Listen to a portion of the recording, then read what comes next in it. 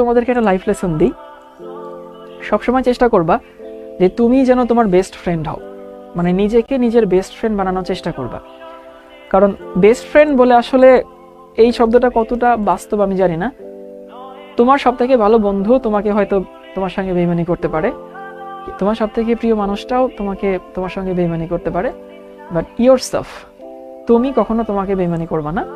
So চেষ্টা করবা নিজেকে সব থেকে নিজের ভালো বন্ধু বানানোর, নিজেকে ভালোবাসবা, নিজের সঙ্গে মাঝে মধ্যে গল্প করবা, নিজের সঙ্গে মাঝে মধ্যে ঝগড়াও করবা। সো তখন হয় কি, এটাকে সেলফ টক বলে।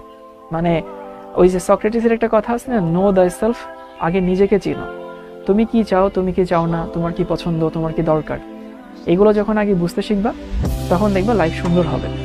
সব সময় অন্য মানুষের সঙ্গে গল্প করা, অন্য মানুষের সঙ্গে সবকিছু শেয়ার করা, হ্যাঁ বন্ধু থাকতেই পারে, কিন্তু তোমার সব থেকে বড় বন্ধু যেন তুমি নিজে হও। নিজেকে বোঝার চেষ্টা করবা, নিজেকে বোঝানোর চেষ্টা করবা যে কি চাই কি চাই না, কোনটা দরকার, কোন দিকে যাব কোন দিকে যাব না। দেখবা যে হচ্ছে চারিদিকটা একটু সুন্দর মনে হবে। So your best friend has to be yourself, এটা মাথায় রেখো। তোমরা রবীন্দ্রনাথের একটা গান শুনছো না, যে যদি তোর ডাক শুনে কেউ না আসে তবে একলা চলো রে।